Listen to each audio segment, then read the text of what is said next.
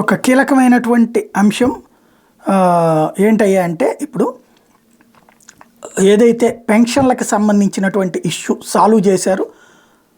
ఇక అంటే వాస్తవంగా డబ్బులు ఎట్లా అయితే తీసుకోమన్నారో అదే సచివాలయాల్లో రేపటి నుంచి డబ్బులు ఇస్తారు. ఈ మేరకు 6 దేశాలు అందిని. ఇప్పుడు ఏదైతే తాజాగా జరిగినటువంటి ప్రకారం ఏప్రిల్ 1వ తేదీన బ్యాంకుల సెలవు, కొత్త ఆర్థిక సంవత్సరం కావడంతో జీతాలు మొదలు అన్ని చెల్లింపులు 2వ తేదీ నుంచి మొదలవుతాయి. ప్రతి ఆర్థిక సంవత్సరం జరిగే సహజ విధానం ఇది. ఏప్రిల్లో మాత్రం 3వ తేదీన అంతే. ప్రతి నెల 1వ తేదీన ఉదయమే వాలంటీర్లు లబ్ధిదారులు ఇంటికి వెళ్ళి పెన్షన్లు అందిస్తున్నారు. ఇప్పుడు ఈ పెన్షన్లన్నింటినీ కూడా 3వ తేదీ నుంచి అందించేటటువంటి ప్రక్రియ ప్రారంభించారు. ఇప్పుడు వాలంటీర్లని కాకుండా సచివాలయం దగ్గరికి వెళ్ళి డబ్బులు తీసుకునేటటువంటి ప్రక్రియకి శ్రీకారం చుడుతున్నారు.